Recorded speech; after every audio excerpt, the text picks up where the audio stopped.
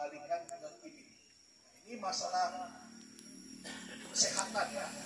Sekarang saya tidak ingin sampaikan ada program pemerintah mengenai beasiswa. Nah, jadi Bapak Ibu, kalau ada anak kita sudah tamat SMA-nya, ya ingin kuliah, tapi kita tidak mampu, kita pemerintah provinsi juga menyediakan ya untuk mana saya pasti itu. Seperti itu. Kalau dulu mau dapat beasiswa harus ada orang dekat dengan pemerintahan, ya, entah itu saudara atau apa. Tapi sekarang sistemnya sudah baik, pakai online semua. Kita masukkan ke www beasiswa Kepri, kita sudah bisa lihat apa saja syarat-syaratnya di situ. Tinggal kita isi, nanti akan dibalas sehingga anak kita bisa dikuliahkan ke luar kota misalnya. Terus satu lagi, ini program pemerintah. Satu lagi program pribadi saya. Setiap tahun saya bantu 2 anak-anak kita yang mau kuliah di Tanjung Pinang di kampus Stisiko. Jadi beasiswa ditanggung saya dan uang jajan 1 bulan dikasih 500.000 sebagai uang transport. Nah, ini Bapak Ibu ingatkan betul ya, kalau ada kita atau tetangga ataupun saudara kita yang mau kuliah tidak mampu tapi anaknya pandai, ya silakan, kita akan menjembatani ini. Dan tahun ini saya 2 jatah saya. Tahun depan insya Allah tahun 2024 saya akan minta kota lagi dengan kampus, itu bisa ditingkatkan menjadi 4. Ya. Mantap, mantap. Bapak Ibu ya, jangan berkecil hati. Kita anak kita mau belajar, mau sekolah, tapi kita tidak mampu. Nah, kita ada 2 jalur. 1 jalur lewat provinsi, itu pakai dana APBD. Kalau 1 lagi saya pribadi. Saya mau bantu masyarakat sini, masyarakat Kota Tanjung Pinang sebagai dapil saya, agar mereka juga tidak putus bisa kuliah. Ya, tahun 2024 saya akan minta 4 jatah. Sebelumnya cuma 2. Mudah-mudahan Ibu, ya, supaya saya bisa mengalokasikan 4 jatah beasiswa bagi anak-anak kita di Tanjung Pinang. Amin. Jadi penting sekali Bapak Ibu. Ya. Dan masalah apa yang mau saya ceritakan dengan Bapak Ibu? Ya, saya sendiri pribadi juga sudah membangun satu koperasi syariah namanya Nuju Utama Makmur yang berkantor di Sukaberenang. Koperasi itu tujuannya untuk membantu perekonomian masyarakat kita. Kita tahu sekarang sembako kebutuhan pokok menaik terus, ya, terus ya suami kita ataupun kita sejak COVID sudah tidak punya pekerjaan tetap segala macam. Nah ini prihatin, ya. Jadi saya juga membuka koperasi ini dan dalam tahap sekarang ini sedang promosi. Ya Bapak Ibu kalau mau masuk silakan hubungi anggota saya di lapangan, kita bantu isikan formulir dan kita bawa ke kantor, kita cetak kartu anggota koperasinya. Terus koperasi itu manfaatnya apa? Ini koperasi semua by system online. Ya, kita pertama mau kita resmikan nanti bulan Januari adalah toko sembako. Kita akan jual sembako, tapi tidak buka toko, cuma di website. Jadi Bapak Ibu ada kartu anggota koperasi, kita scanning, masuk lihat ada pengumuman apa, terus masuk ke toko sembako. Di situ bisa lihat, ya ada beras harganya berapa, gula, minyak, semua ada. Ya kan? Harganya tentu lebih murah dari swalayan. Karena kita koperasi syariah itu tidak mencari keuntungan. Ya. Lebih murah harganya. Kedua, kalau kita di dalam anggota koperasi ini kita ada nabung, ada uang, misalnya saldo kita ada 200.000, nah kita buka website kita Oh, kita lihat beras 5 kilo misalnya, 50.000. Kita klik, itu beras 5 kilo akan diantar ke rumah. Terus uangnya akan dipotong di saldo. Yang tadinya 200 kita 150. Kenapa saya katakan penghematan?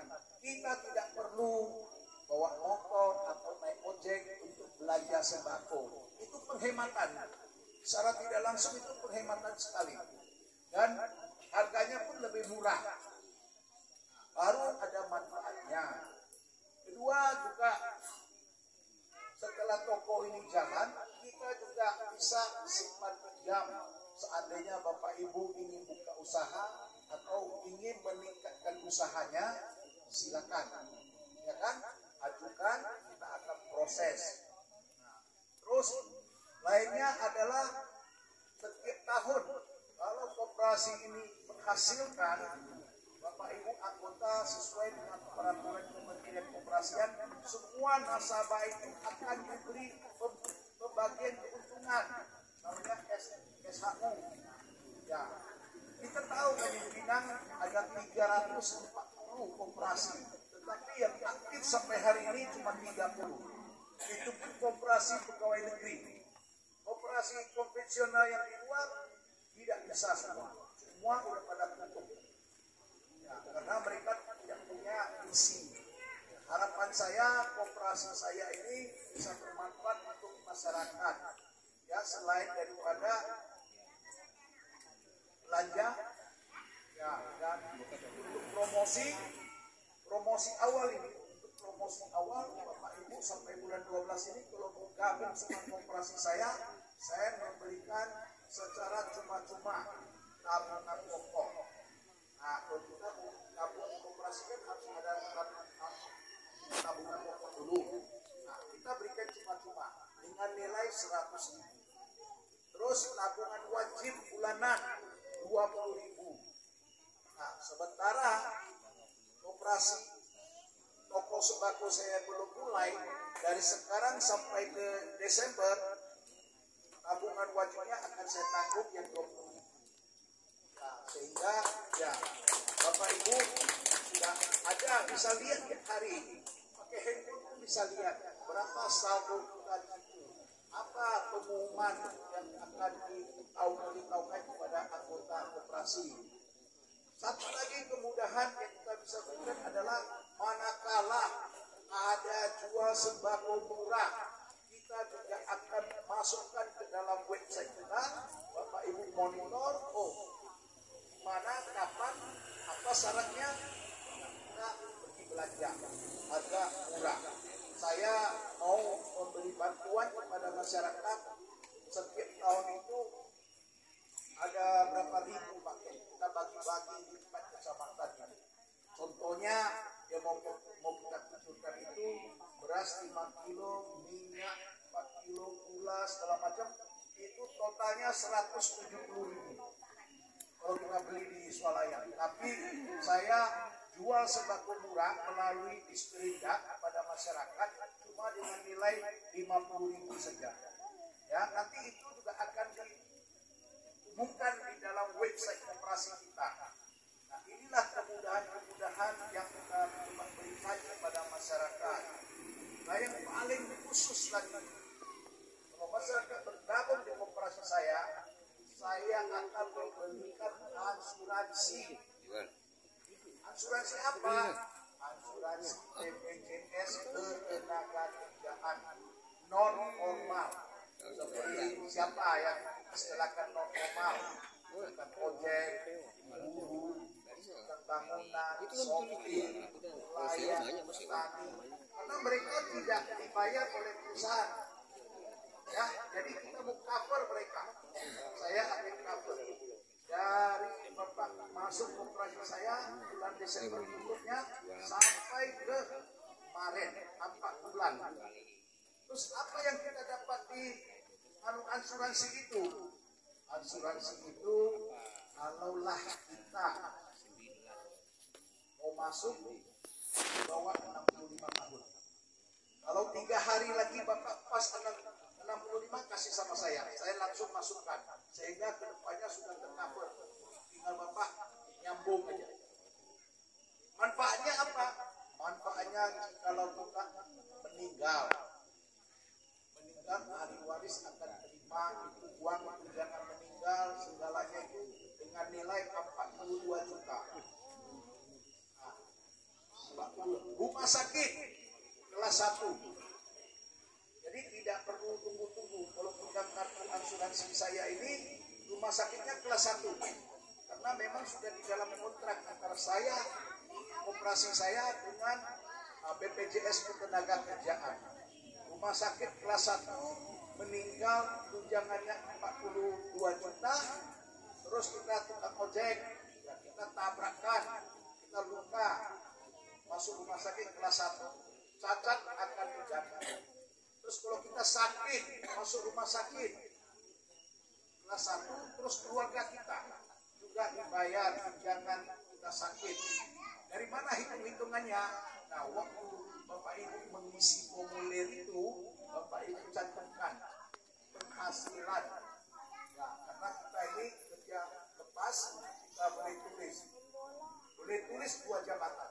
Satu saya sebagai tukang, satu mungkin tulis sebagai tani atau sebagai nelayan. Kategori-kategori itulah yang bisa di-cover. Ya, tapi kalau karyawan saya supir nih. itu pun terus covernya kesehatan. Kalau saya ini cover yang non formal. Ya, kalau kematian itu 42. Kalau kecelakaan tadi kan cacat itu tidak ada hitung-hitungannya. Kita opname seminggu tidak bayar kepada keluarga kita. Kalau kita tulis penghasilan kita rata-rata 1 bulan 4 juta, nanti dikalikan berapa persen, nanti akan diberikan kepada orang rumah kita.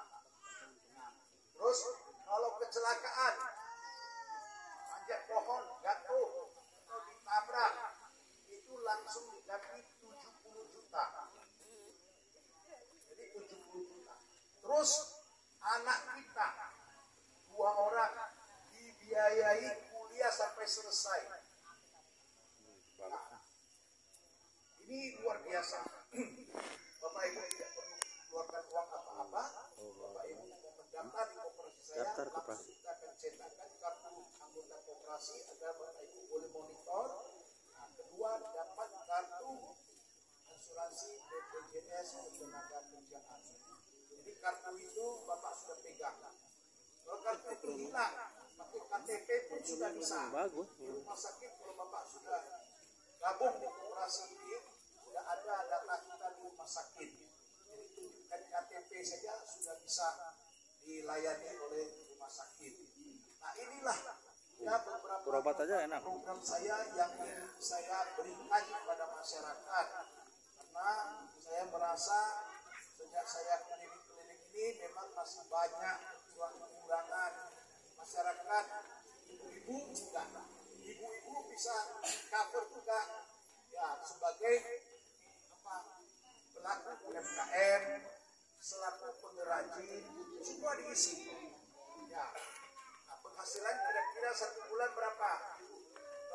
Kira-kira saja agak-agak ya 3 juta, 4 juta, tak masalah. Memang ini untuk orang yang non formal, tidak bekerja di perusahaan. Nah, jadi mereka tidak cek sampai begitu, yang penting kita data sendiri. Dan tulis anak-anak kita, terus ahli waris kita siapa kita harus tulis. Supaya ini bisa menerima warisan kalau ada terjadi apa-apa sama keluarga kita. Jadi Bapak Ibu, malam ini saya menyampaikan informasi pendidikan tadi ya, informasi kesehatan yang ada rumah singgah, terus pendidikan yang beasiswa dari provinsi, terus dari saya pribadi, terus juga pribadi saya juga membangun satu koperasi ini. Ini koperasi syariah yang satu-satunya dapat izin di Kepri. Yang menjadi Dewan Dakwah Syariah itu, koperasi saya itu adalah ketua Dewan Syariahnya adalah Pak Bambang, ketua MUI Provinsi Kepri. Ditambah lagi satu Ustaz juga. Jadi inilah koperasi saya dijalankan oleh anak-anak muda kita. Jadi harapan saya ya itu Bapak Ibu bisa asuransi kita. Kalau bapak pikir, oh saya sudah 65, tak bisa. Istrinya di bawah 65 daftarkan, bapak daftarkan anggota koperasi, ibunya akan daftarkan di asuransi. Dan tidak perlu keluar uang, 1 sen pun. Ya, saya mau cover sampai bulan Maret. Misalnya kalau saya terpilih lagi, ya saya akan lanjutkan sampai Desember. Jadi inilah ya program-program tenggur yang bisa kita tawarkan. Karena jujur Bapak Ibu, saya ini tahun 2004 sudah terpilih jadi anggota DPRD di Kota Tanjung Pinang dan terpilih jadi ketua DPRD Kota Tanjung Pinang. Karena apa? Karena saya banyak bantu masyarakat. Ya, segala persoalan masyarakat kita coba bantu menyelesaikan. Sekarang saya percaya sama partai masuk, saya bisa kotak kursi di provinsi saya, dan saya pikir saya harus mengembalikan kepada masyarakat dengan program-program. Nah, saya ngerti Pak, mungkin saya minta maaf kalau ada yang nawar-nawarkan uang, saya nggak berani Pak, karena saya tak terbiasa, malu kalau Bapak Ibu saya tawarkan 100-200 juta untuk pilih saya, mohon maaf saya nggak berani, malu, merendahkan diri keluarga saya. Saya lebih baik bangun program-program apa yang dibutuhkan oleh masyarakat dan bisa dinikmati oleh seluruh masyarakat yang ada di lingkungan sini. Ya, jadi mudah-mudahan Bapak Ibu, ya inilah penyampaian saya dalam reses saya kali ini di Jalan Jaya ya. Itu jadi, ya sudah jadi. Itu sudah jadi ya. Sido jadi. Oke. Terima kasih Pak Obi, terima kasih. Bapak Ibu bisa lihat pesan. Saya umur sudah 71 Ibu. Anak 3, cucu sudah 5. Ya, jadi saya ini ingin melanjutkan pengabdian sambil beramal bagi masyarakat sekitar saya yang membutuhkan sentuhan-sentuhan dari saya. Saya tidak urus bisnis lagi Bu. Ya, bisnis sudah saya serahkan ke anak-anak. Ya, saya full time mengurus partai, mengurus caleg-caleg saya supaya mereka bisa terpilih dan bisa melayani masyarakat. Ya, mudah-mudahan ya sekilas kalau kenalan saya ya bisa dijadikan rekomendasi pertimbangan bagaimana kalau figur seperti Pak Bobi ini bisa dibantu. Mohon doanya, mohon dukungannya agar kami bisa melanjutkan lagi di 2024. Amin. Sementara sampai di sini dulu, Bapak Ibu, dan kita berikan kepada yang kita tuakan di sini, Pak RT, untuk bisa menyampaikan ya apa yang menjadi keperluan. Nah, kalau masih ada yang terlewatkan oleh Pak RT, Bapak Ibu boleh ingatkan dan boleh sampaikan ke kita. Ya, untuk itu saya ucapkan terima kasih. Mohon maaf jika kata-kata saya kurang berkenan. Saya tutup dengan assalamualaikum warahmatullahi wabarakatuh. Waalaikumsalam.